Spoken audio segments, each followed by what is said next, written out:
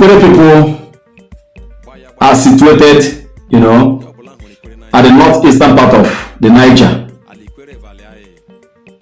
They share boundary at the northern part with the Igbo people, especially the Igbo of Imo State. They share boundary at the eastern part with the Ikwerre people.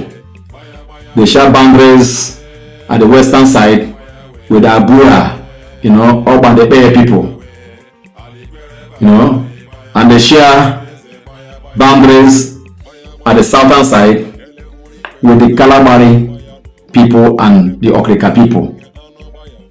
So the Okrika people and the riverine people of Kalabari were the first people Ikwerre people established contacts with. They were the first people and the earliest people that Ikwerre people made friends. Ikwerre people saw as neighbors,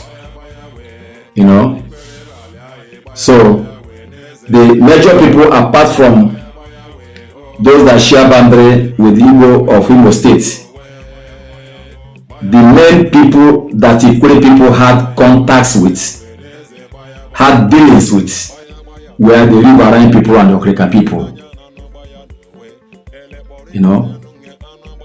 So at that time, before the 1860s, when the Igbo man came to Ikwerre land, the Arab person, the people that Ikwerre people related with were the people of Kalabari and Okrika. The people of Ishobo, had dealings with the Buguma and the Bonima people. So Ishobo, Omagwa, Obele, Iba, Emowa and Obakere related very cordially with the Kalabari people.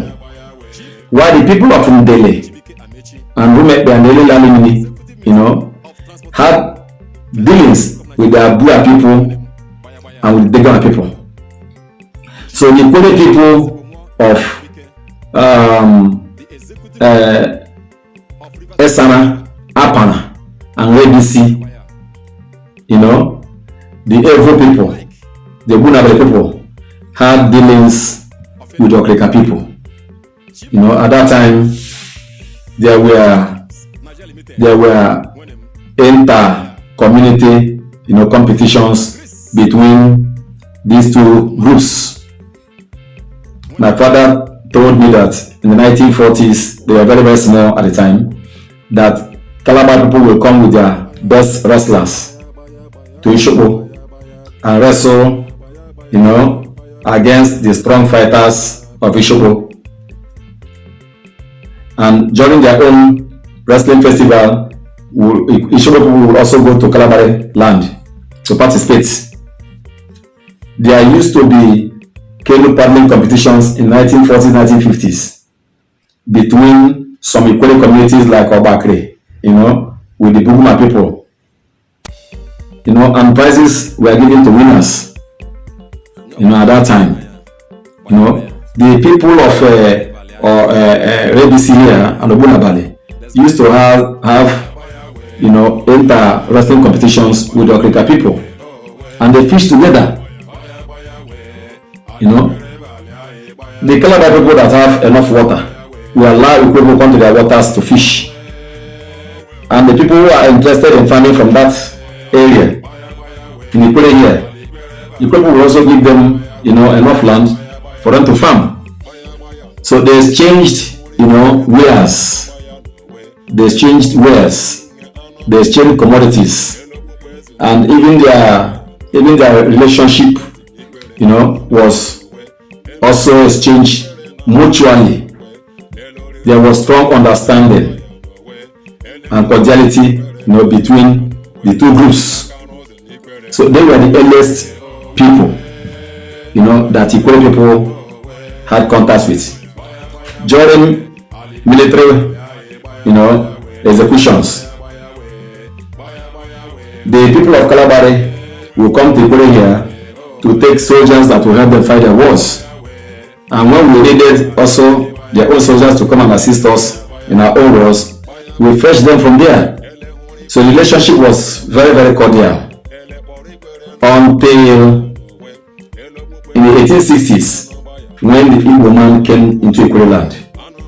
And the Igbo man that came into Ikwerre land was the Arochukwu people. They were the Igbo people that came to Ikwerre land in the 1860s. Prior to the 1800s, 1850, 1860, the people that had dealings with the Ikwerre people were the coastal people, the Calabar people and the Okreka people. They were the people, during the New Yam festival. Some Ikwerre people, skins will now go to their own listen and bring people to come and participate in it. They became part of it.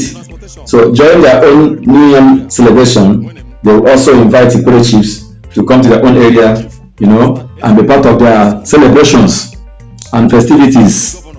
So the relationship was very cordial, was very, very nice until the Igbo man now came and the Ikwerre people now established another contact with them.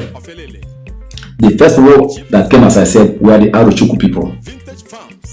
They came with most of the slave traders.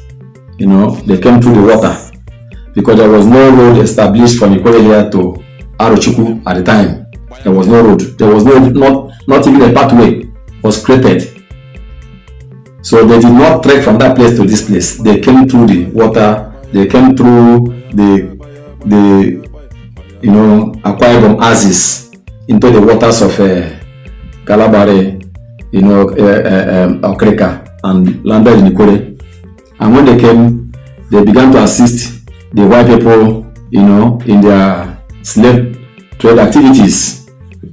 And of course, they were also used as people that raided and ravaged communities just to scout for slaves for the white people. So later in time, now they became involved in bringing charms and medicines from their long juju in Arochukwu shrine to some of Ikwerre chiefs and people. Charms and medicines, they brought them, and they took so many Ikwerre people, to their long juju shrine for mediation. Those that had litigations here and there concerning land and other things, were taken to the long juju for resolutions. So that was the contact with the Aro people. But of course, as like in their nature, wherever they go and they like the place, they decide to stay with the people. So when they came, they settled with, at various places in Ikwerre land. They settled with the Ikwerre people, they became part of them. Until now, many of them are still there. Remnants of them are still there. In the Ishoko community, they are there. In Iguta, they still have a quarter where they are. In Irebe, you still find majority of them there. So they are still there. So later, after the arrows, became somehow as if the influence of the slave trade activity was about to be extinguished or was dying off because of the official ban in 1807 and the desire of the French and British troops to see that that particular business was finally extinguished. So the arrows now became weak before the turn of the 20th century. Their business collapsed and they decided to stay as ordinary people, among the indigenous of Ikwerre land. They became part of them, So the next Igbo group that came when the Aro influence was dying off were the Mbano people. The Mbano people of Imo State.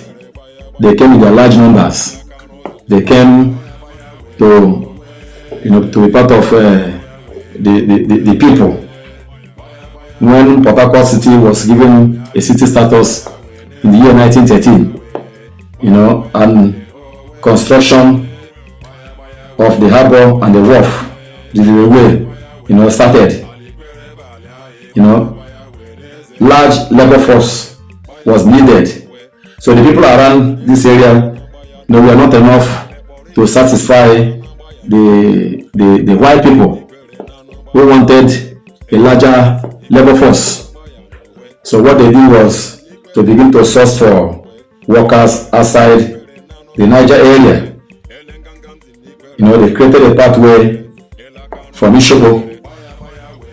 They created a pathway, though it had already been started by the first British people that settled, led by Dr. Bekay, W.E. Bekay, when he landed in Ishobo. I think that was in 1827 or thereabouts. So Dr. Bekay and his people initiated a road project to link Ikwerre to Igbo proper, but that road was not completed before he left Ikwerre land. Because his stay was brief, he left. The subsequent British people that came continued with the project and also stopped. So in the 1913, the road now became important to link Ikwerre to Igbo, so they can source for the people at the hinterland. So the road now was completed by the British people. So Mbano people were the first set of Igbo people apart from the other people that came. Or they were, as I can call, the second generation of Igbo people that came to settle in Ikwerre here.